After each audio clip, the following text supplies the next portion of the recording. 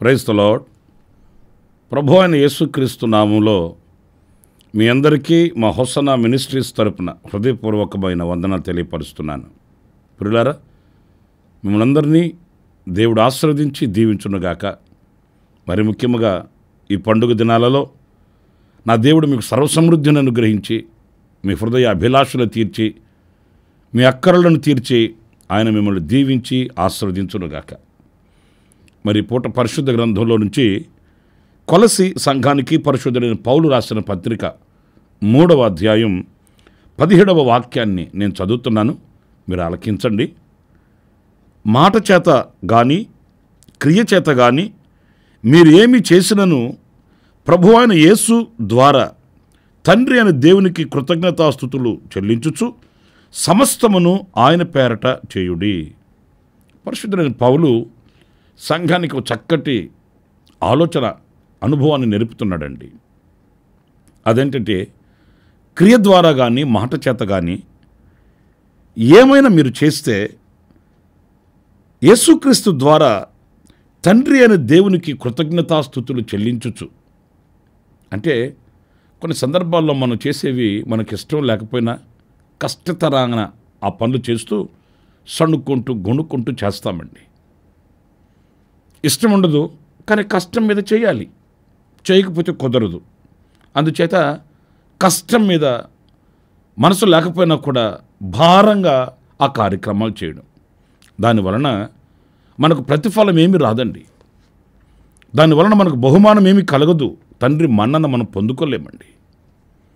దేవుని మందిరానికి వెళ్ళాలంటే విసుగుతో వెళ్ళడం, దైవ కార్యక్రమాలలో పాలు పొందాలంటే విరక్తితో సణుక్కుంటూ చేయడం, ఇలాంటి శ్రేష్టమైన ప్రతిఫలాన్ని అనుగ్రహించే వాటిని ఇష్టపూర్వకంగా మనం చేయలేము. అందుకే అవి దేవునికి ప్రీతికరముగా ఉండక దైవ దీవెనలు మనం పోగొట్టుకుంటూ ఉంటామండి.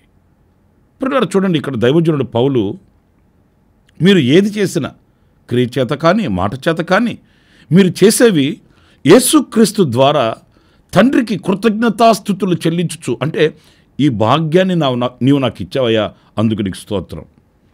ఈ సమయాన్ని నీవు నాకు అనుగ్రహించావయ్యా, అందుకు నీకు స్తోత్రం. ఈ ఆధిక్యతను నీవు నాకు అనుగ్రహించావు, అందుకు నీకు స్తుతి చెల్లిస్తున్నాను. ఎవరికో ఎందరికో లేని ఈ ఘనతని, ఈ ధన్యతని అభాగ్యులము మాకిచ్చావు, అందుకు నీకు స్తోత్రం అనే కృతజ్ఞత పూర్వకంగా కృతజ్ఞత భావంతో మనం చేసినప్పుడు అది ప్రీతికరం అవుతుంది, దానివలన ప్రతిఫలం కలుగుతుంది అనే విషయాన్ని ఈ వాక్యంలో మనం గమనించవలసి వస్తుంది. ఇంకొక విషయం ఏంటంటే ఇందులో ఏది చేసినా ఆయన నామము పేరట చేయాలట. మన ఘనత కొరకు కాదు, మన మెప్పు కొరకు కాదు.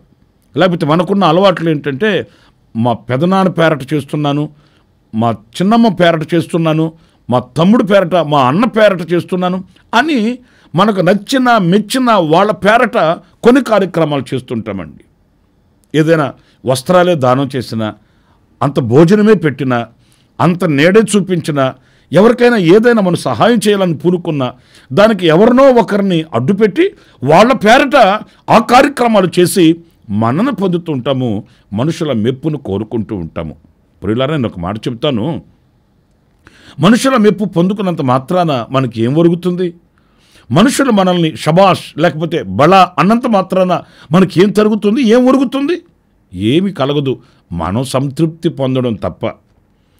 అదే మనం దేవుని పేరట, నా దేవుడు చూస్తున్నాడు, ఆయన నామానికి మహిమ కలగాలి, ఆయన నామానికి ఘనత కలగాలి, ఆయన నామం స్తుతించబడాలి, ఆయన నామం అన్ని జనుల ఎదుట అది ప్రకటించబడాలి అన్నట్లుగా ఆయన నామము పేరట గనక ఏదైనా మనం చేస్తే తప్పక దానికి ప్రతిఫలం కలుగుతుందండి. దైవజనులు యేసన్న గారు చెప్తుంటే నేను విన్నానండి. ఒక ఆయన దేవుని మందిరంలో మంచినీళ్ళ కుండ ఒకటి తీసుకుని వచ్చి పెట్టడానికి ఊరేగింపుగా తీసుకొని వచ్చాడంటండి. కుండ ఎంత, దాని భాగ్యం ఎంతండి? ఆ మంచినీళ్ళ కుండని దేవుని మందిరానికి తీసుకురావడానికి ఆ మంచినీళ్ళ కుండ మీద, మట్టి కుండ, దాని మీద పెయింట్తో తన పేరు, తన ఇంట్లో ఉన్న వాళ్ళ పేర్లు అన్నీ వ్రాసి దానికి ఊరేగింపు పెట్టి ఊరేగింపుగా తీసుకుని వచ్చి దేవుని మందిరంలో అంత ఘనతగా అందరూ తెలిసేటట్లుగా ఆ కుండను పెట్టి అబ్బో ఏదో గొప్ప కార్యం చేసినట్లుగా ఆయన మరి ఫీల్ అయిపోతున్నాడట. ప్రియమైన దేవుని బిడ్డలారా, అల్పమైనదే చేసింది, కానీ దానిలో ఏదో ఘనత పొందుకోవాలని ఆశించడు. వీటి వలన మనం ప్రతిఫలాన్ని పొందుకోలేమనే విషయాన్ని మనం మర్చిపోకూడదండి. మనం ఏది చేసినా దేవునికి మహిమ కలగాలి, ఆయనకి స్తుతి కలగాలి, ఆయనకి స్తోత్రం కలగాలి. ఒకరు ఆకలి తీరిస్తే ఆ ఆకలి తీర్చిన అనుభవంలో దేవునికి మహిమ కలగాలి. అందులో మనం దేవునికి చెందవలసిన ఘనతని, దేవునికి చెందవలసిన ఆ మహిమను మనం దొంగిలించే దొంగలుగా మనం ఉండకూడదండి. చేసింది మేలే కాదనట్లేదు, కానీ అది దేవునికి ఘనతగా ఆయన పేరట చేస్తే కదా మనకు ప్రతిఫలం కలుగుతుంది. మీరు పరిశుద్ధ గ్రంథంలో మార్కు సువార్త 9వ అధ్యాయం 41వ వాక్యం చూడండి.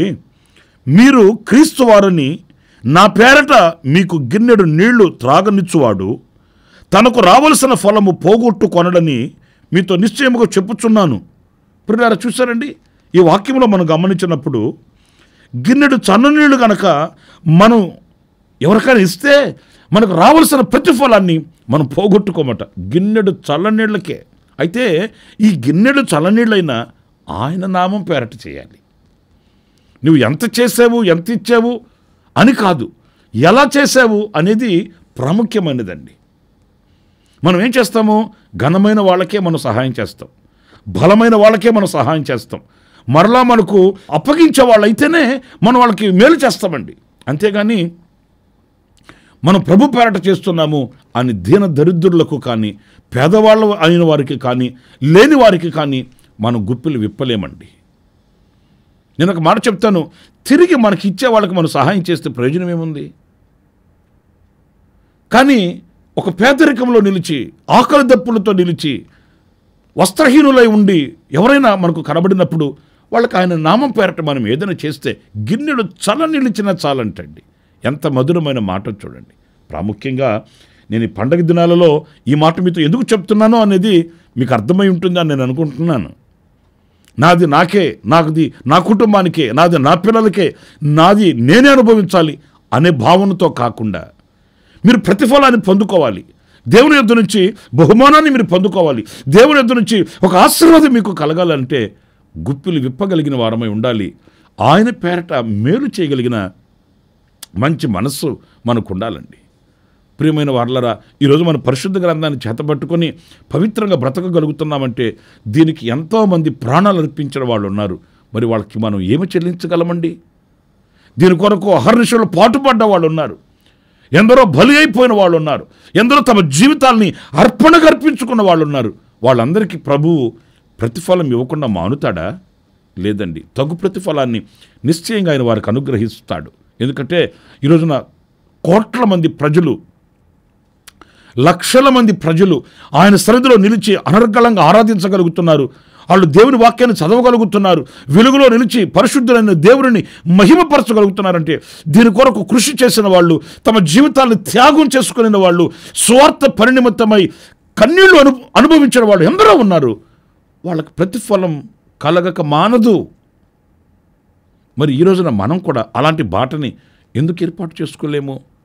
మనం అనేకులకు ఆశీర్వాదకరంగా ఉండేటట్లు, మనం అనేకులకు దీవెనకరంగా ఉండేటట్లు, మనం అనేకులని ప్రభు వైపు ఆకర్షించగలిగిన సాధనాలుగా ఉండేటట్లు మనం ప్రయాసపడలేమనే ప్రశ్న ఈరోజు మనందరికీ కలగాలండి. ఏదో మనం సమృద్ధిగా సంపాదించుకుంటున్నాము, చేతి నిండా డబ్బులు ఉంటున్నాయి, ఇంటి నిండా జనం ఉంటున్నారు, అంతటితో సమాప్తం చేసుకుంటున్నాం. కానీ ఈ దీవెన నేను నలుగురికి ఎందుకు పంచకూడదు? నలుగురికి ఆశీర్వాదకరంగా నేను ఎందుకు ఉండకూడదు? నలుగురికి నేను మరి ఆనందాన్ని కలిగించే విధంగా నేను ఎందుకు ఉండకూడదు అనే ప్రశ్న ఈ మాటలు వింటున్న మీ అందరికీ కలగాలని ఈ పండుగ దినాలలో నేను మీకు ఈ వర్తమానాన్ని ఎందుకు తెలియపరుస్తున్నాను అనంటే మీలో అలాంటి ఆశ కలగాలని హృదయమారా నేను మరి కోరుకుంటూ ఈ మాటలను మీకు తెలియపరుస్తున్నాను. ప్రియులారా, గిన్నెడు చలనీళ్ళు ఇస్తే ప్రతిఫలం పొందకపోడు అన్నప్పుడు ఆ మంచి కార్యాలు చేయడానికి ప్రభు పేరట, మన ఘనత కొరకు కాదు, ప్రభు పేరట ఆ కార్యాలు చేయడానికి మనం ముందుకు వెళ్ళాలని దేవుని వాక్యాన్ని బట్టి నేను మీకు సవినయంగా వినిపించుకుంటున్నాను. మరొక మాట, పరిశుద్ధ గ్రంథంలో యోహాను సువార్త 16వ అధ్యాయం 23వ వాక్యాన్ని చదివినప్పుడు, ఆ దినమున మీరు దేని గూర్చి నన్ను అడుగరు, మీరు తండ్రిని నా పేరట ఏమి అడిగినను ఆయన మీకు అనుగ్రహించునని మీతో నిశ్చయముగా చెప్పుచున్నాను. ప్రియులారా, చూడండి, ఇక్కడ చక్కటి మాట. అదేంటంటే, నా నామము పేరట తండ్రిని మీరు ఏది అడిగినను ఆయన మీకు అనుగ్రహించునని. అంటే మనం ప్రభువుని అడిగేటప్పుడు ఆయన నామం పేరట అడగాలి. మనం ఏది చేసినా ఆయన నామం పేరట చేయాలి, ఏది అడిగినా ఆయన నామం పేరట అడగాలి. ఎందుకంటే ఆయన నామం గొప్ప నామం. ఆయన నామం పరిమళ తైలం, పోయబడిన పరిమళ తైలం. ఈ రోజున మనం ప్రార్థన చేస్తున్నాము, ప్రభు సన్నిధిలో అర్జిస్తున్నాము, ప్రభు సన్నిధిలో కన్నీళ్లు కారుస్తున్నాము, మంచిదే. కానీ మనం అడిగే మనవులు ఎవరి నామంలో అడుగుతున్నాము? ఎవరి నామంలో మనం అర్జించుకుంటున్నాము? ఆయన పరిశుద్ధమైన నామంలో, పవిత్రమైన నామంలో తండ్రిని ఏది అడిగినా ఆయన అనుగ్రహిస్తాడని యేసుక్రీస్తు చెప్తున్నాడు కదా. మరి ఎందుకు అడగలేకపోతున్నాము ఆ నామమందు? అంటే ఆ విశ్వాసము మనలో కలగక అడుగుతున్నాము, కానీ ఆయన నామమందు అడగట్లేదు. ఇక్కడ నేను ఒక మాట చెప్పి ముగిస్తాను. అదేంటంటే ఆయన నామమందు అడగడం అంటే ఏంటి? ప్రార్థన అంతా అయిపోయిన తర్వాత యేసు నామములో అడుగుతున్నాము తండ్రి అని అనడం మాత్రమేనా? కాదు కాదు. అది అందరూ అడుగుతారు కదా, అందరూ ప్రార్థన చేస్తారు కదా. ఎవరు ప్రార్థన చేసిన ఆఖరిలో యేసు నామమందు అడుగుతున్నాము తండ్రి అనే కదా అడుగుతున్నాం అనంటే, దీంట్లో ప్రత్యేకత ఏంటి అనంటే యేసు నామమును మనం నమ్మి అడగాలి ప్రభువుని. అంటే అర్థం ఏంటంటే యేసుక్రీస్తు నా అక్కర్లు తీర్చగలిగిన వాడు, ఆయన నామమందు నా ప్రతి అవసరం తీర్చబడుతుంది, ఆయన మహిమైశ్వర్యంలో నుంచి నా ప్రతి అవసరాన్ని ఆయన తీరుస్తాడు అనే నమ్మకం మనకు కలిగి ఉండాలండి. ఆయన నామాన్ని మనం విశ్వసించకుండా, ఆయన పేరును బట్టి ఆయనను మనం నమ్ముకొనకుండా, ఏదో అడగాలి కనుక, ప్రార్థించాలి కనుక మనం ప్రార్థన చేస్తే ఎలా మనకు ప్రతిఫలం కలుగుతుంది? ఈరోజు చాలామంది ఎందుకు ప్రార్థన యొక్క ప్రతిఫలాన్ని పొందుకోలేకపోతున్నారంటే ప్రభు అయిన యేసుక్రీస్తునందు విశ్వాసం ఉంచక, ప్రభు అయిన యేసుక్రీస్తు నామమందు మనము నమ్మిక ఉంచక. యేసు అంటేనే రక్షకుడు. యేసు నామం అనేది ఒక రక్షణ నామం. ఏ పరిస్థితులలో నుండి అయినా, ఏ స్థితిగతుల మధ్యలో నుండి అయినా మనల్ని రక్షించగలిగిన, కాపాడగలిగిన, తప్పించగలిగిన నామం యేసు నామం. మరి అలా విశ్వసించి అడుగుతున్నామా? ప్రార్థన చేస్తూనే ఉంటాము, మన ఆలోచనలు మనం ఆలోచిస్తూనే ఉంటాము. ప్రార్థన చేస్తూనే ఉంటాము, మన దారులు మనం వెతుక్కుంటూనే ఉంటాము. ఎవరైనా సహాయం చేసేవాళ్ళు ఉన్నారా? ఎవరైనా అక్కర్లు ఆదుకునేవాళ్ళు ఉన్నారా? ఫోన్ కాల్స్ వెళుతూనే ఉంటాయి, ఫోన్లో మాట్లాడుతూనే ఉంటాము. మరలా ఏమో నేను నిన్ను నమ్ముకున్నాను ప్రభువా అంటుంటామండి.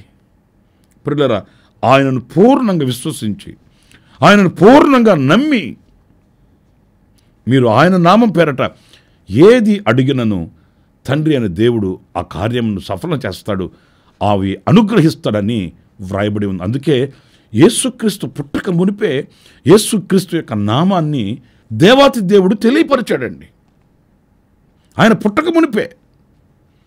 ఎందుకంటే అది తండ్రి నియమించిన నామం, అది తండ్రి నిర్ధారించిన పేరది. ఆయనకు యేసు అని పేరు పెట్టబడును అని లేఖనాల్లో మనం యేసుక్రీస్తు పుట్టక మునిపే చదువుతాము. అంటే అది పుట్టక మునిపే తండ్రి అనే దేవుడు నిర్ధారించి, నియమించి ఈ లోకానికి అనుగ్రహింపబడిన గొప్ప నామం యేసునామం.